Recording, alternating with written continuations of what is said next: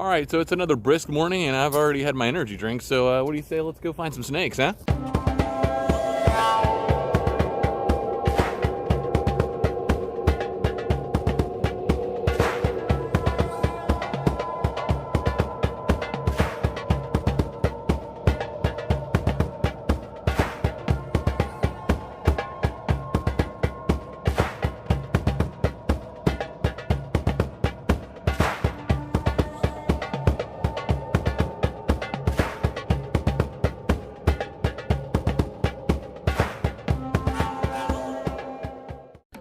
All right, so here's something I noticed here in the path, which is, of course, a snake shedding. Will shed skin. So, well, of course, we know that there's plenty of snakes around here, and most likely, I mean, I wouldn't be surprised if this is a copperhead shedding. Now, it might not be, but I would say that there's a pretty good likelihood, considering all the baby copperheads, it probably is. So, anyway, let's keep on looking for stuff and things. This fine, cool morning. Little deer action.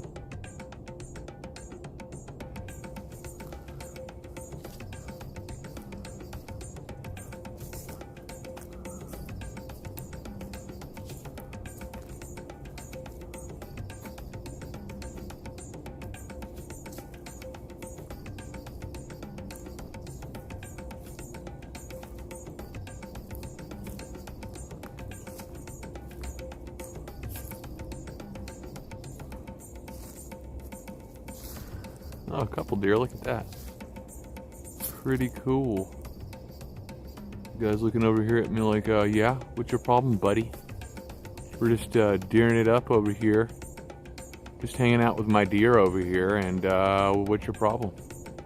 Right? He's like, yeah, I see you over there, buddy. You looking? See something you like? You want something? Oh, there's more deer. Look at this. This is awesome.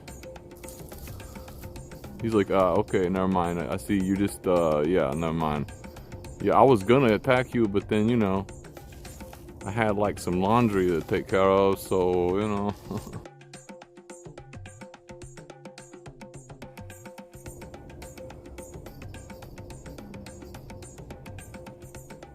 You're just checking me out.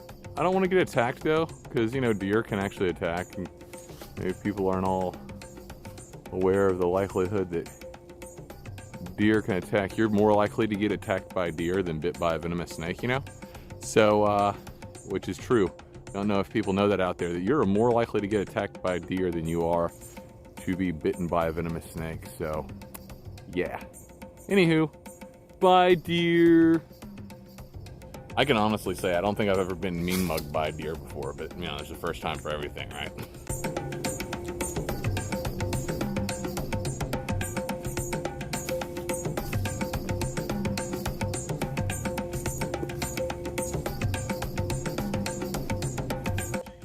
Alright, so this is without a doubt the tiniest little baby copperhead I found. And this would be the first snake of the day. He is just itsy bitsy, dude.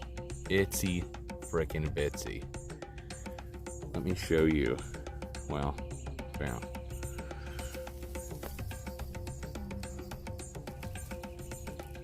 Look how tiny this dude is. Tiny. Tiny little fellow, but no doubt he is still awesome. Look at him when you get a close-up. That beautiful little copperhead face, man. Copperheads are just so sweet. Echistrodon contortrix, the copperhead. But yeah, again, it's like another cool morning. So, not a beautiful shot. Look at that guy, dude. He is so awesome.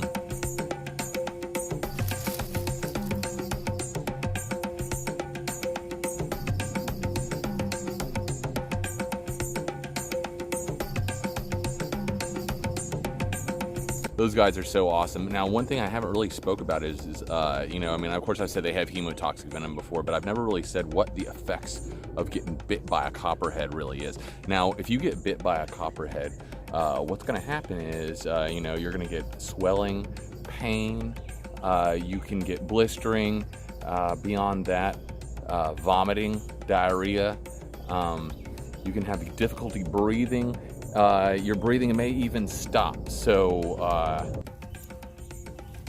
well, you are just kind of twisted up just a little bit.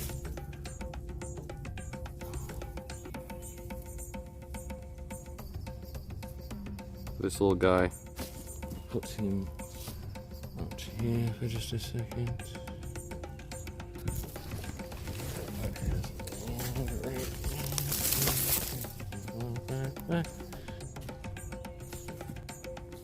Alrighty.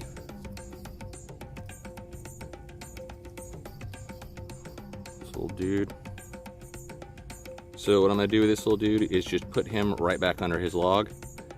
You see that awesome little green tail like they always have for luring frogs and lizards and things like that. And there he goes. Like I said, you gotta read their body language. He got, for a second there, he was interested in what he was on, what was holding him. So he started turning around a little bit.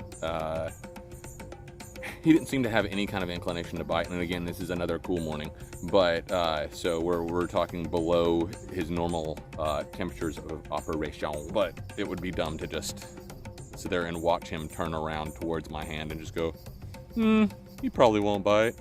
Yeah, that would be dumb. So we put him back underneath his log, and he's gonna go about his day, and we're gonna go about our way.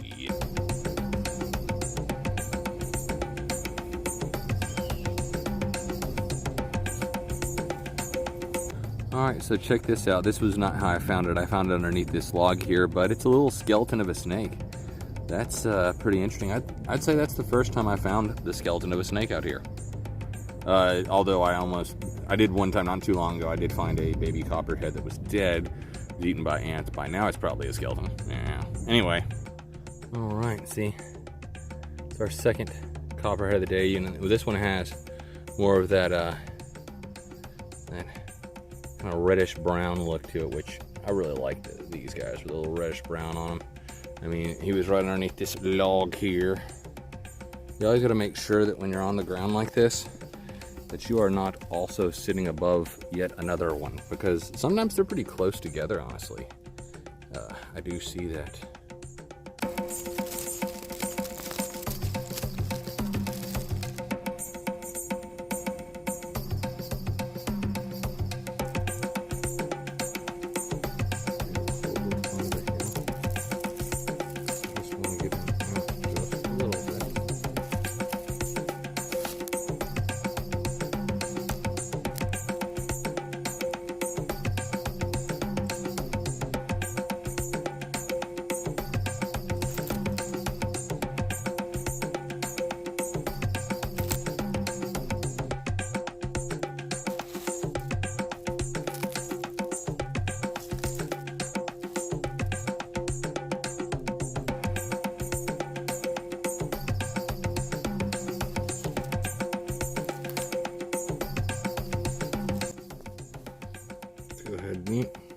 Down to that. Look at this guy. He's just a little chilly willy. See him? He's just a nice little fellow. See? Like I say, when it's cool, they tend to be more mild-mannered. This guy, he's just a nice little chap right now, and I don't want to take advantage of him or anything like that.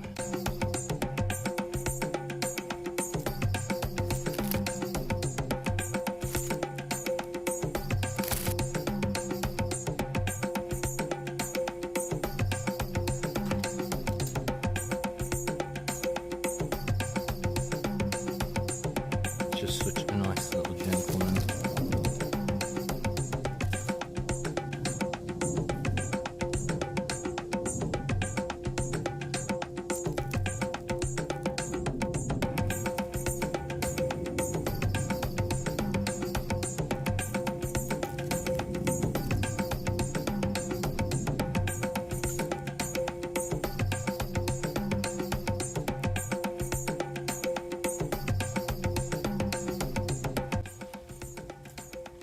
guy right underneath his log.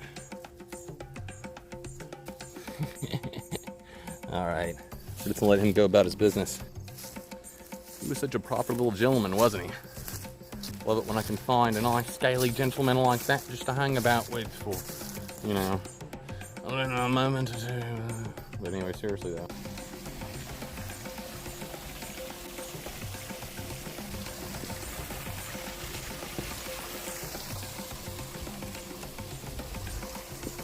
Also nice rocks to land on there. Every now and then when you're going through the deep woods, you take a path that you think is going to lead somewhere, and then you end up in super thick brush that just tears you up, and you have a lot of chances to run into poison oak and poison ivy and all that good stuff. So anyhow, let me continue working my way through all this junk. What do we have here except for a awesome rough green snake? Now this guy right here, he's actually, you know, a decent size for a rough green snake as far as the ones that I find around here. They stay, like I said in the past, whenever the other one I found, the other one that I found out here, they stay pretty slender like this, you know. They eat little lizards mostly, you know, little lizards, maybe little frogs and things like that. You know, I'm sure they'll eat insects, but right now this guy is swaying, trying to pretend that he's, you know, part of a tree, but unfortunately he's in my hand, so he's not faking me out. He is definitely not part of a tree, but they're awesome like that. He's just trying to act like a little piece of a tree swaying in the wind there. Don't watch this. He'll just try to climb up on my hat here. He's just like, oh, I'm just part of a tree. Don't mess with me. He's just a beautiful little guy, and all he wants to do is just pretend to be a tree, a piece of a tree, so that I don't recognize him and eat him. But he doesn't have to worry about that because I love these little guys. So let's just get him a little bit further off the road though. Just a little bit further in where he can just... normally I don't like moving snakes, but he's right there in a parking lot, and that's not the greatest of things. So I'm just gonna take him a little bit further out of the parking lot. This is, well, that's still too close, I think.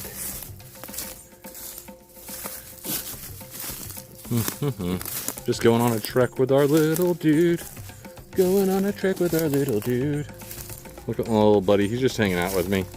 He's just like, you're just a good tree, right? You're not gonna hurt me. You're just one of those walking trees, one of those imps or something. But here we go. See, he's gonna go right onto this tree because that's what they do. They are semi-arboreal, but they are quite good at climbing. So I'm just gonna let him go into this little branch, and he's just gonna do his thing. There we go. You mussed me a little bit, but you're good to go. Little dude just chilling here in the tree. He's like, don't mind me. Nope. He's like, don't mind me. I'm just a part of the tree over here. Anyway, that was super neat and unexpected, you know? I mean, just walking across the parking lot, find a rough green snake. Why not?